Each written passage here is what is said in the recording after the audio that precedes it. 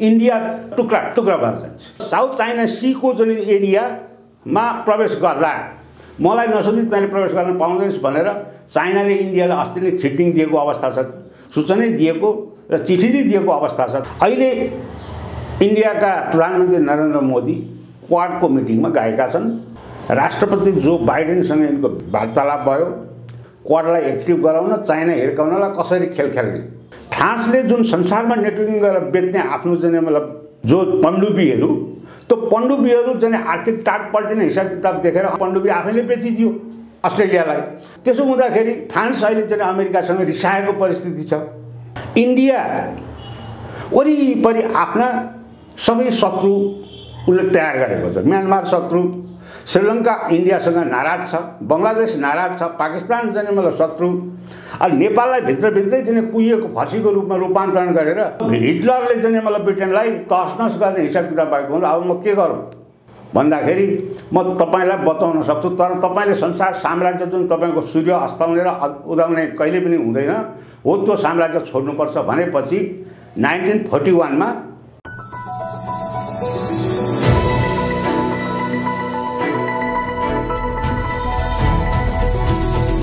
हिमाल online TV राष्ट्रिय अन्तर्राष्ट्रिय राजनीतिक घटनाक्रमको विषयमा कुराकानी गर्नका लागि वरिष्ठ पत्रकार, लेखक, राजनीतिक विश्लेषक, विशेष गरी अन्तर्राष्ट्रिय कूटनीति राजनीतिमा विशेष दखल राख्नुहुन्छ सूर्य नेपाल हुनुहुन्छ। नेपालजी स्वागत छ यहाँलाई। धन्यवाद प्रदीपजी। पछिल्लो समय विश्वको राजनीति निकै ध्रुवीकृत भएर गइरहेको अवस्था छ, विशेष गरी चीन र अमेरिकाको।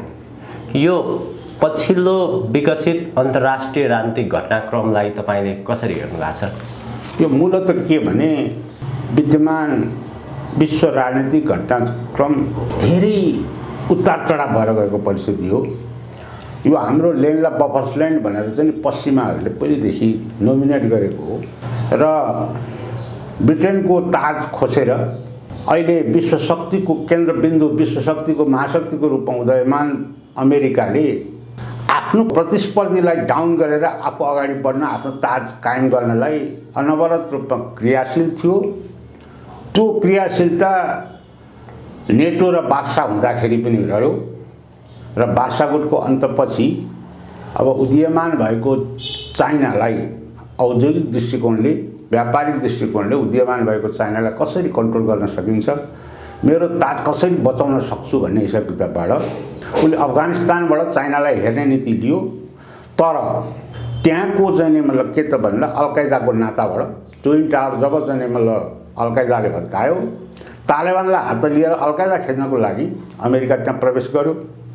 प्रवेश गरेर तपाईँको तालिबानलाई जुन उसले हात लियो र आफ्नो अनापशनाप सहयोग गर्यो, त्यस पछाडि बुझ्दै जाँदा के त भन्दा पश्चिमालाई पूर्वीय व्यक्तित्वहरूबाट, राजनीतिहरूबाट समर्थन नभएको अनुभूति गरेपछि उसले क्वाडको एउटा परिकल्पना गर्यो। क्वाड भनेको हाम्रो पूर्वीय मान्यतामा चतुर्भुज भनिन्छ। चतुर्भुज भनेको चारवटा कुनामा रहेका पिलरहरू, त्यसमा शक्ति राष्ट्रहरू जापान, अस्ट्रेलिया, इन्डिया र अमेरिका, यी चारवटा शक्ति राष्ट्रको बीचमा क्वाड भन्ने एउटा चाहिँ संगठन विस्तार गर्यो। त्यो विस्तार अनुसार के गर्यो त भन्दा दक्षिण एसिया, हिन्द महासागर क्षेत्रको चाहिँ वर्चस्वलाई तैँले कायम गराई भनेर इन्डियालाई तपाईँको अग्रसरता दियो। र अहिले सुरक्षा परिषदको अध्यक्षता गरेर बसेको इन्डिया विद्यमान अहिले उसको पालवाद थियो।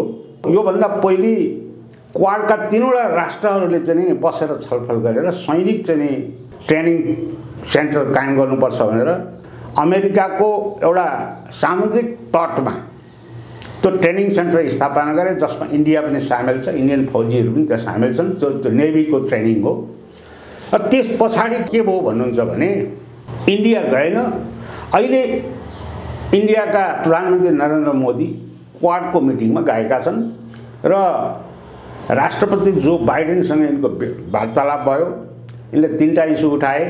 तीनटा इस्युमा एउटा कोभिडको इस्यु छ, एउटा चाहिँ जलवायु परिवर्तन सम्बन्धी इस्यु छ र अर्को चाहिँ क्वाडलाई एक्टिभ गराउन, चाइना हिर्काउनलाई कसरी खेल खेल्ने भन्ने नीति छ। दक्षिण एसियाको हिन्द महासागर क्षेत्रलाई चाहिँ मतलब क्षेत्रको नेतृत्व गर्न तै सक्षम छस् भनेर जापानले र अस्ट्रेलियाले पनि उसैलाई जिम्मा लगाएको परिस्थिति हो। किन भन्दा अब मात्र के भने इन्डिया श्रीलङ्कासँग पनि बायस छ, भनौँ उसका छिमेकी राष्ट्रहरू इन्डियाका सबै विरोधी छन्। अब नेपालको सन्दर्भमा पनि के भयो भन्नुहुन्छ भने हाम्रो 70 वर्षदेखिको सानिध्यतामा रहेको इन्डिया बेगर नेपाललाई नहुने इकोनोमिक रूपमा इन्डियासँगै भर परेर चाहिँ हिँडेको 70 वर्षको जुन रफ्तार छ, यो रफ्तारमा के भयो भन्दा उसले आफ्नो खेतालाहरू त्यहाँ अराएर पठाएर यहाँका उद्योग कल कारखानाहरू निजीकरण गराएर सबै डिपेन्ड नेपालीहरूको एउटा सियो बनाउने थरी उद्योगहरू चाहिँ मतलब यहाँ नहुने परिस्थिति तयार गरेर इन्डियामै डिपेन्ड हुने हिसाब किताबको पराधीनको हिसाब किताबमा यहाँका राजनीतिक दलहरूले लगेको विद्यमान परिस्थिति हो। त्यसमा सबभन्दा अहम भूमिका खेल्ने काङ्ग्रेस हो। काङ्ग्रेसले त्यो भूमिका खेल्यो, काङ्ग्रेसलाई उछिनेर चाहिँ एमाले खेल्यो। इभन तपाईँको के त भन्दा टनकपुर काङ्ग्रेसले बेच्यो भनिन्थ्यो, महाकाली त्योभन्दा ठुलो प्याकेज उसले चाहिँ मतलब एमाले बेच्यो। त्यस्तै चाहिँ तपाईँको के त भन्दा 17 जना मान्छे एमाले मरायो अरुण जलविद्युत परियोजनामा। अब अहिले विश्व वर्ल्ड ब्याङ्कले चाहिँ अरुण विद्युत परियोजना उत्पादन गर्ने अवस्थामा छ भनेपछि के भने जति काङ्ग्रेसले चाहिँ राष्ट्रघात गर्दै गयो त्यसको 2 गुणा एमाले गर्दै गएर अहिले चाहिँ के भयो भन्नुहुन्छ भन्दाखेरि क्वाडको शक्तिलाई अगाडि बढाउने जुन अमेरिकाको नीति मबाट चाहिँ नहुने हिन्द महासागर क्षेत्रमा र यसमा एक्टिभ गर्नुपर्ने इन्डिया नै हो भन्ने हिसाब किताबको उसले चाहिँ आफ्नो वैचारिक कुरा भएपछि उसले त्यही नीति अन्तर्गत मोदीलाई एक्टिभ गरायो। तर इन्डियन प्रधानमन्त्री नरेन्द्र मोदी 3 पटक अमेरिकामा गए। 3 पटक अमेरिकामा जाँदाखेरि वाशिङटनमा उनको धेरै राम्रो रेस्पोन्स भयो। यसपालि चाहिँ के भयो भन्नुहुन्छ भने कालो झन्डा देखाइदिए नरेन्द्र दामोदर दास मोदीलाई। जति चाहिँ मलाई वाइवाई गरे, जति स्वागत गरे त्यति नै कालो झन्डा पनि देखियो। र यसको मतलब के त भन्दा क्वाडलाई चाहिँ हिँडाउने काम तिम्रो है भनेर जो बाइडेनले प्रस्ताव राखे। जो बाइडेनले एकातिर क्वाडलाई चाहिँ मतलब के त भन्दाखेरि हिँडाउने हिन्द महासागरको अग्रणी भूमिका खेल्ने तै होस् भनेर नरेन्द्र मोदीलाई जिम्मा दिए भने अर्कातिर के त भन्दा भिटो पावर संयुक्त राष्ट्रको भिटो पावरमा उनलाई चाहिँ लाने पक्षमा उनी छैनन्। अब भिटो पावरमा त G7 मध्येमा 5 वटाको भिटो मात्रै चल्छ। 5 वटामा पनि तपाईँको ब्रिटेन, रुस, चीन र अमेरिका यिनीहरूको मात्रै चल्छ। फ्रान्स, अब फ्रान्स चाहिँ मतलब अहिले के भयो त भन्दाखेरि फ्रान्सले जुन संसारमा नेटवर्किङ गरेर बेच्ने आफ्नो चाहिँ मतलब चिज थियो जो पण्डुबीहरू, त्यो पण्डुबीहरू चाहिँ आर्थिक टाट पल्टिने हिसाब किताब देखेर अमेरिकाले पण्डुबी आफैले बेचिदियो अस्ट्रेलियालाई। त्यसो हुँदा जुन 16 अरबको पण्डुबी बेचिदियो। त्यसो हुँदाखेरि फ्रान्स अहिले चाहिँ अमेरिकासँग रिसाएको परिस्थिति छ। त्यसैले गर्दा के देखियो भन्नुहुन्छ भने इन्डिया वरिपरि आफ्ना सबै शत्रु उसले तयार गरेको छ। म्यानमार शत्रु, श्रीलङ्का इन्डियासँग नाराज छ, बङ्गलादेश नाराज छ, पाकिस्तान चाहिँ मतलब शत्रु। अनि नेपाललाई भित्रभित्रै चाहिँ कुहिएको फर्सीको रूपमा रूपान्तरण गरेर छिमेकी रोटीबेटीका चाहिँ मतलब भए भनेर भन्छ।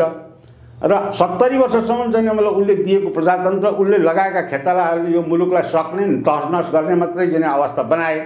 त्यो हेर्दा के देखिन्छ भन्दा आफ्नो भाग्य र भविष्यको चिन्ताको खातिर आफ्नो भाग्य र भविष्य कसरी निर्माण गर्न सकिन्छ भन्ने युवा युवतीहरू आज मुलुकमा नअडिएर विदेशमा तडपिएको विद्यमान परिस्थिति छ। इन्डियाले दिएको प्रजातन्त्र, इन्डियाले लगाएको चाहिँ मतलब जुन हिसाब किताबले नेपाल चाहिँ रुग्न भएर गएको अवस्था छ र नेपाल भित्रभित्रै इन्डियाको एगेन्स्टमा छ। इन्डियाको एगेन्स्टमा बोल्न सक्दैन तर व्यवस्थामा छ, बाध्यतामा छ। किन भन्दाखेरि नेपालको अर्थतन्त्र सारा डिपेन्ड इन्डियामा भयो, उद्योग कल कारखाना सबै इन्डियामा भयो। इन्डिया बेगर बाँच्न नसक्ने अवस्थामा पुर्याएपछि इन्डियाले के गर्यो नेपाललाई भन्दा त दासी होस् नि त, म बेगर त तेरो केही नै हुँदैन भन्ने हिसाब किताबले नेपाललाई चाहिँ मलाई यति तल यति चाहिँ मलाई होच्याएर व्यवहार गर्न थाल्यो। जबकि उसको एउटा राजदूतले यहाँको सरकार चलाउन थाल्यो, तपाईँको एउटा चाहिँ मतलब के त भन्दाखेरि सचिवले यहाँको सरकार चलाउन थाल्यो, यति हेप्यो। त्यसैले नेपालको भविष्य इन्डियाबाट अब हुन्छ भन्ने कुरामा नेपालीहरू, अधिकांश नेपालीहरूमा विश्वास हराउँदै गएको परिस्थिति हो। सबै कुरा उहाँबाट चाहिँ मतलब तपाईँको लिन्छ, तर इकोनोमिक रूपमा चाहिँ इन्डियाबाटै परिचालित छ। तर इकोनोमिक रूपमा चाहिँ मतलब के त भन्दा नेपाल इन्डियाको अन्डरमा छ भन्दैमा दास बनाउन पाउने त अवस्था रहेन नि त। यहाँ यो पनि एउटा सार्वसत्ता सम्पन्न मुलुक हो, सोभरेन्टी भएको मुलुक हो। यो कुरालाई उसले तिरस्कार गरेको छ। र अब मलाई लाग्छ दक्षिण एसियामा इन्डियालाई सारा चाहिँ मतलब के त भन्दाखेरि अधिकार जो बाइडेनले दिए पनि दक्षिण एसियाका जति पनि साना राष्ट्रहरू छन्, भारी भारी राष्ट्रहरू, 7वटा राष्ट्र, यी राष्ट्रहरूले इन्डियालाई राम्रो दृष्टिकोणले देखेको परिस्थिति छैन। र मोदी 2 पटक 3 पटक चाहिँ मतलब अमेरिका गएर यो तेस्रो पटकको चाहिँ भ्रमणबाट मोदी असफल भए। यो असफलताले के देखाउँछ भन्दाखेरि जस्तो अफगानिस्तानबाट चाहिँ अमेरिका भागिसकेपछि चाइना इन्ट्री भएको छ। त्यहाँ लिथियम चाहिँ मतलब तपाईँको उसको उसले ट्रिटी गरिसक्यो 3 अरब रुपियाँ दिएर। लिथियम भनेको वर्ल्डमा तपाईँको के त भन्दाखेरि इलेक्ट्रिक सम्बन्धी सम्पूर्ण इक्विपमेन्ट बनाउने लिथियम तेल हो। त्यो तेल चाहिँ मतलब उसले एग्रिमेन्ट गरेर उसले धनाधन तानिरहेको छ। अहिले कोरोना कहरमा यिनीहरूले के कोरोनालाई ब्रेक गर्न हाम्रो दबाई चाहिँ हाम्रो मेडिसिन चाहिँ अगाडि लानुपर्छ भनेर जुन यिनीहरूले एक्सर्साइज गरे, तर त्यसको 10औं गुणा बढी चाइनाले चाहिँ मतलब डिस्ट्रिब्युट गरेर संसारभरि नेटवर्किङ गरेर उ गरिरहेको छ। अब बेल्ट एन्ड रोडले उसले चाहिँ मतलब अफ्रिका महादेशमा उसको बेल्ट एन्ड रोड चाहिँ पुगिसकेको छ र अफ्रिकालाई पुरै टोटल क्याप्चर गरिसकेको परिस्थिति छ।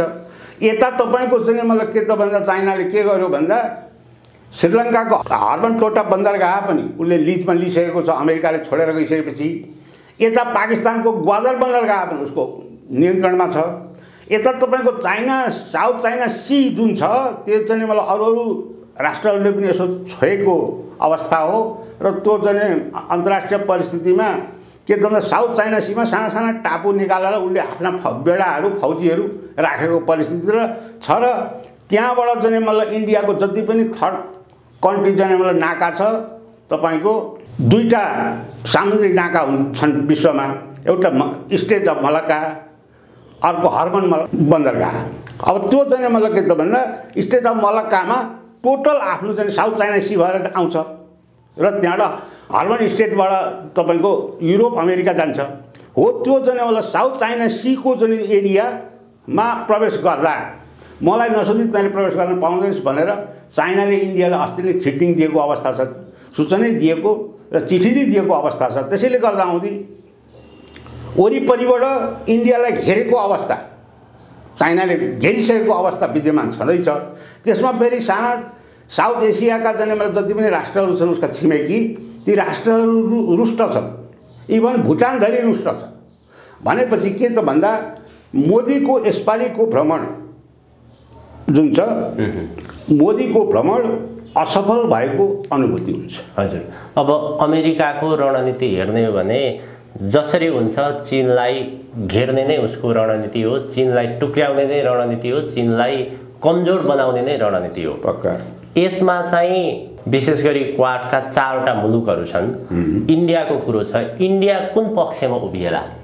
इन्डिया त सिधै के हो भन्दा अमेरिकाको नीति जुन प्रतिस्थापित गर्यो चीनलाई घेर्नको लागि क्वाड्स बनाएर दक्षिण एसियामा इन्डियालाई चाहिँ मतलब तपाईँको नदिएसम्म चाइना घेर्ने फ्री टिबेट मुभमेन्ट चलाउन सकिँदैन भन्ने अमेरिकाले नीति लिएर जुन स्थापित गर्यो। र अब अहिले जुन एमसिसी जुन छ, एमसिसी परियोजना लगाएर तपाईँको गोरखपुरमा भट्टी बसाएर यहाँको तपाईँको इलेक्ट्रिसिटी त्यहाँ लगेर त्यहाँबाट चाहिँ मतलब हिर्काउने उसको नीति हो। अब त्यो के त भन्दा इन्डिया भनेको अनादिकालदेखि भनौँ त इस्ट इन्डिया कम्पनी काल भयो, मुगल काल भयो, दास भएर भएको देश भएको हुँदा अमेरिकाको पिछल्लो भएर मात्रै मेरो उपाय छ भन्ने कुरामा ऊ डिपेन्ड छ। हो, नेपाल चाहिँ मतलब के त भने इकोनोमिक रूपमा औद्योगिक रूपमा यी दलालहरू पसाएर यहाँको उद्योग कल कारखानाहरू तहस गरेको हुँदा नेपाल इन्डियामा डिपेन्ड छ। तर डिपेन्ड छ भन्दैमा कसैको सोभरेन्टीमाथि कसैको अस्तित्वमाथि खेलबाड यसरी भित्रभित्रै गर्न त पाइन्न नि। यो प्रश्न अहम प्रश्न छ। किन भन्दा त्यही कारणले गर्दाखेरि आफ्नो भाग्य र भविष्य कसरी निर्माण गर्न सकिन्छ भन्ने नेपालका युवा युवतीहरू आज विदेशमा गएर तपाईँको तडपिएको अवस्थामा छन्। 80-90 लाख युवा युवतीहरू विदेशमा छन् र त्यसको चाहिँ मतलब रेमिटेन्स ल्याएर यहाँ चाहिँ गाउँमा चाहिँ मतलब के त साग बेचेको चाहिँ मतलब आमैले साग बेचेको, दिदी आमाले साग बेचेको चाहिँ कर लिएर यो मुनपरी आफ्नो अनुकूलको व्यवहार गरेर कथित इन्डो वेस्टको डिजाइनमा छिरेर यो मुलुक सक्ने हिसाब किताबमा अहिलेको वर्तमान सरकार छ र उसैको इन्डो वेस्टकै खेतालागिरी गरिरहेको छ। के त भन्दा स्वाभिमानी राष्ट्र बन्नको लागि आफ्नो स्वाभिमानलाई गुमाएर कसैको पराधीनमा गएर चाहिँ मतलब तपाईँको उद्योग कल कारखाना बेचेर उद्योग कल कारखानालाई निजीकरण गराएर आफ्नो अनुकूलको चाहिँ मतलब व्यवहार गर्नु जुन नीति लिए यिनीहरूले प्रतिस्थापित गरे भएको चाहिँ मतलब तपाईँको 27-28वटा उद्योगहरू बेचे त्यहीँबाट चाहिँ मतलब के भयो त भन्दा यो मुलुक पराधीनमा गयो र यो मुलुक बाँच्दैन भन्ने हिसाब किताबमा रहिरहेको अहिलेको विद्यमान परिस्थिति भएको हुँदा अब मुलुक कसरी बचाउने त? मुलुक त बचाउनुपर्छ। पुर्खाले हामीलाई चाहिँ मतलब के त अहिलेसम्म दास नमानेको अहिलेसम्म कसैको पराधीनमा नरहेको यो देशलाई त बचाउनुपर्छ भन्ने हाम्रा युवा युवतीहरूलाई चाहिँ मतलब के त भन्दा यिनीहरूले खसी बोकाको जस्तो दाम गरेर विदेशमा चाहिँ मतलब रोजगार गर्न बाध्यता गराएर अहिले विदेशमा बसेका युवा युवतीहरू पनि के भन्न थालेका छन् भन्दा हाम्रो स्वाभिमान राष्ट्र कसरी बचाउन सकिन्छ, कसरी बाँच्छ भनेर उनीहरूले पनि आवाज दिइरहेको अहिलेको विद्यमान परिस्थिति हो। र यो क्वाड चाहिँ मतलब गठन गरेकै अमेरिकाले हो। क्वाड भनेको चतुर्भुज हो। हाम्रो पूर्वीय दर्शनमा के भन्छ चतुर्भुज 4वटा दिशामा अब स्थित रहेका देशहरूको एउटा सङ्गठन हो जसले सैन्य ट्रेनिङ अहिले पनि गरिरहेको छ। अमेरिकाको एउटा सानो एउटा चाहिँ टापुमा नेभीले। त्यसैले गर्दा के त भन्दा दक्षिण एसियाबाट इन्डिया र उता ताइवानपट्टिबाट ताइवानलाई पनि चङ्गेज खानको फौजहरू हुन् ताइवानी भनेका, त्यसलाई भनिन्छ राष्ट्रिय कम्युनिस्ट पार्टी चाइनाको के अरे चिनिया कम्युनिस्ट पार्टी हो। तिनीहरूको एउटै छ, चीन हामीले लिन्छौँ भन्ने ताइवानको कुरा हो, हामी चाहिँ हाम्रो अन्दरको हो भनेर भन्ने चाइनाको कुरा हो। उनीहरूको दाजुभाइको लडाइँ हो। त्यो दाजुभाइमा चाहिँ उकास्ने काम, ताइवानलाई उकास्ने काम पनि अमेरिकाले गरिरहेको अहिलेको परिस्थिति हो। र यो यसलाई वाच गरेर बसेको रसा जुन छ के गरेर यसलाई चाहिँ जुन यिनीहरूको गेमलाई वाच गरेर बसेको जस्तो हिजो ब्रिटेनले आफ्नो सारा साम्राज्य चाहिँ मतलब छोडेर जानुपर्दा त्यतिखेर अमेरिका व्यापार मात्रै गर्थ्यो। त्यस पछाडि अब हिटलरले चाहिँ मतलब ब्रिटेनलाई तसनस गर्ने हिसाब किताब भएको हुँदा अब म के गरौँ भन्दाखेरि म तपाईँलाई बचाउन सक्छु, तर तपाईँले संसार साम्राज्य जुन तपाईँको सूर्य अस्ताउने र उदाउने कहिले पनि हुँदैन हो त्यो साम्राज्य छोड्नुपर्छ भनेपछि 1941मा त्यस पछाडि टिटी गरेर नर्थ एटलान्टिक सन्धि गरेका हुन् यिनीहरूले गोप्य ठाउँमा बसेर र अनि त्यस पछाडि तपाईँको ब्रिटिस साम्राज्यवाद अन्त भएको अमेरिका चाहिँ ताज खोसेर लगेको परिस्थिति हो हिजो सेकेन्ड वर्ल्ड वारमा। त्यस पछाडि चाहिँ मतलब अब अहिले क्वाडमा को छन् थाहा छ तपाईँलाई? जापान पनि छ हो। जापान चाहिँ मतलब के त भने जापानले साम्राज्य फैलाएर आदि चीन खाइसकेको र रसाको पनि केही बेल्ट खाइसकेको, यता चाहिँ अफगानिस्तानसम्म पुगिसकेको।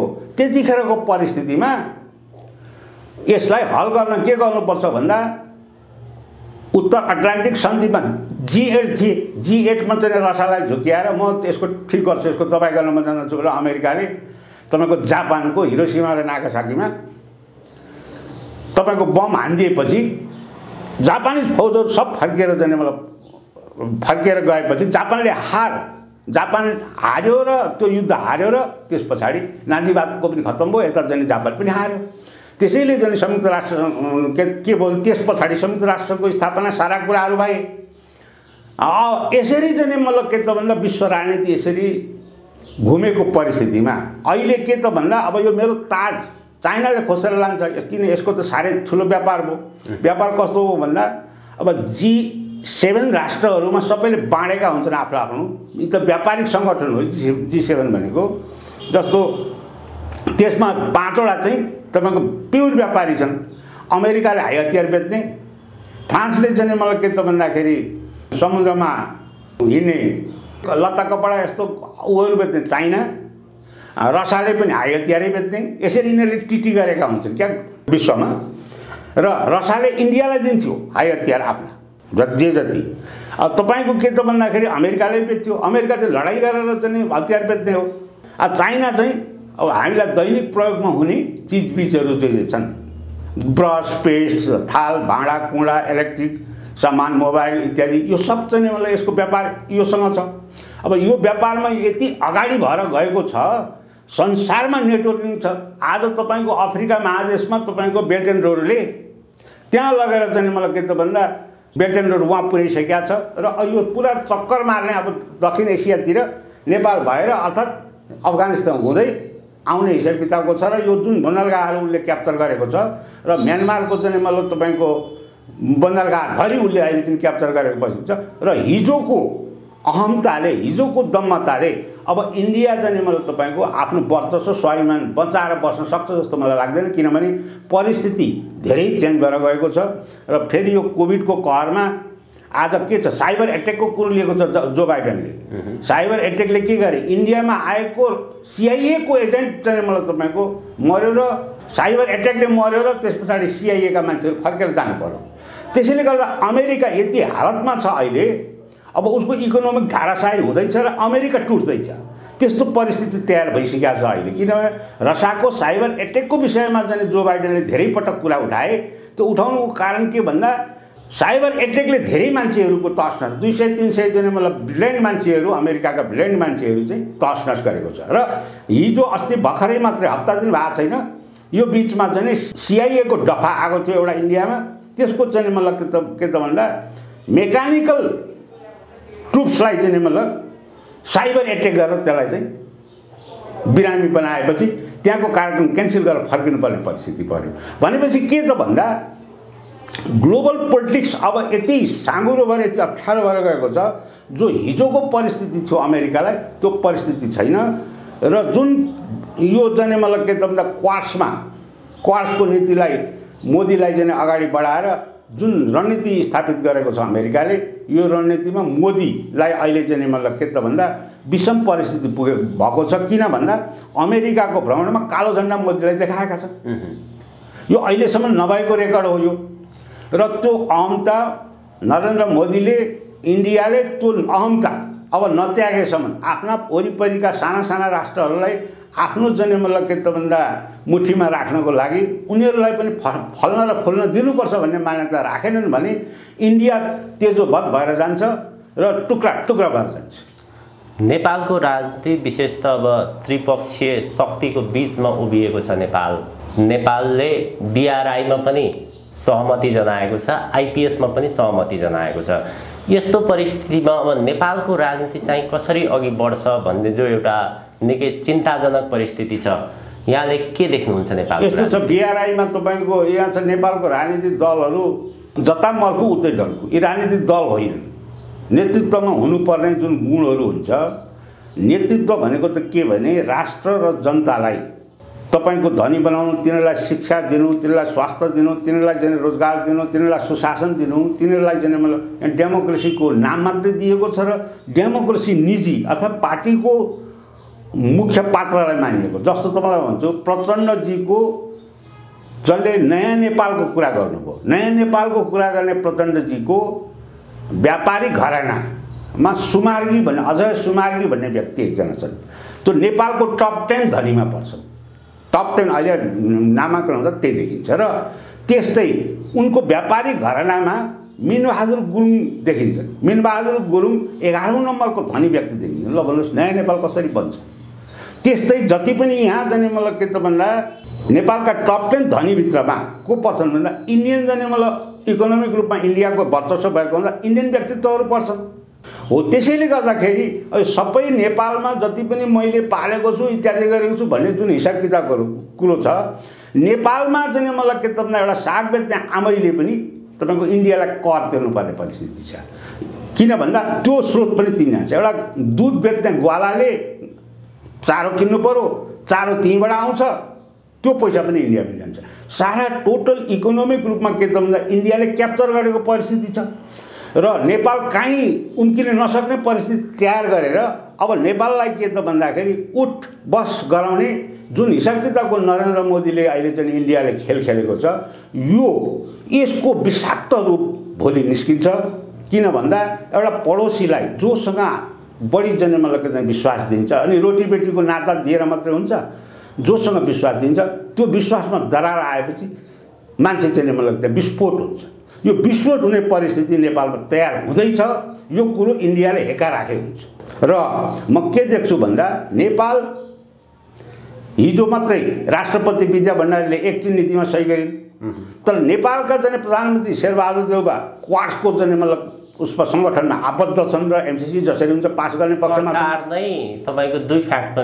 विभाजित छ। सरकारै दुई फ्याक्टमा विभाजित छ। सरकारमा रहेको चाहिँ जति पनि दल छन् संलग्न दल 5वटा दलहरू जो परमादेशले बनाएको चाहिँ सरकार, त्यसमा चाहिँ प्रचण्ड केही जस्तो माधव नेपाल पक्ष, नेकपा समाजवादी पक्षहरूले यसलाई करेक्सन गरेर मात्रै पास गर्नुपर्छ भन्छन् भने अब अरू शेरबहादुर देउवा हुबहु पास गर्नुपर्छ भनेर भन्छन्। अब रह्यो परराष्ट्र मन्त्री शेरबहादुर देउवाले बनाएका परराष्ट्र मन्त्री नारायण खड्का यहाँ परराष्ट्र भएका छैन, उहाँ गएर चाहिँ क्यानाडाका नागरिक रहेछन्, उनको श्रीमती उहीँ रहेछ, उनका छोराछोरी उहीँ रहेछन्। ऊ गएर चाहिँ एमसिसीको विषयमा अहिले अन्तर्राष्ट्रिय चुम्लुङ गरिरहेका छन् अथवा छलफल गरिरहेका छन्। भनेपछि के त भन्दा नेपालमा विदेशी दलालहरू को कहाँबाट सञ्चालित छ त्यो कुरो काहीँ मतलब के भने आफ्ना आफ्ना मालिकले चाहिँ अराएको काम गर्ने भएको हुँदा अहिले कङ्ग्रेसको बाँधिबसन जुन चलिरहेको छ यो त्यसरी नै चलेको छ।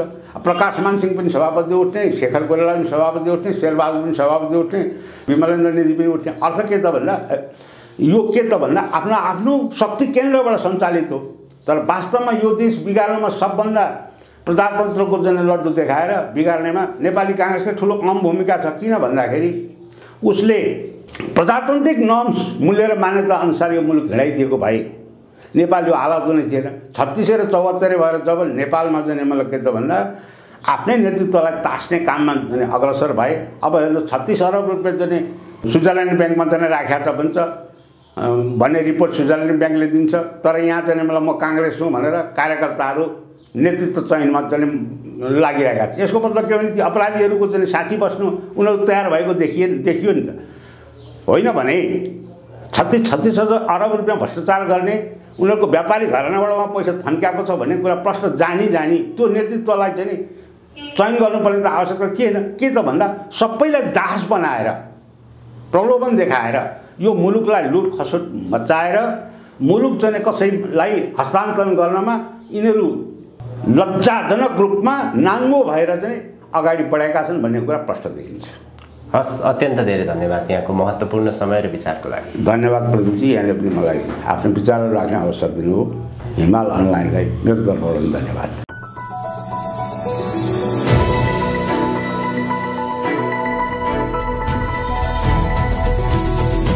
हिमाल अनलाइन टिभी।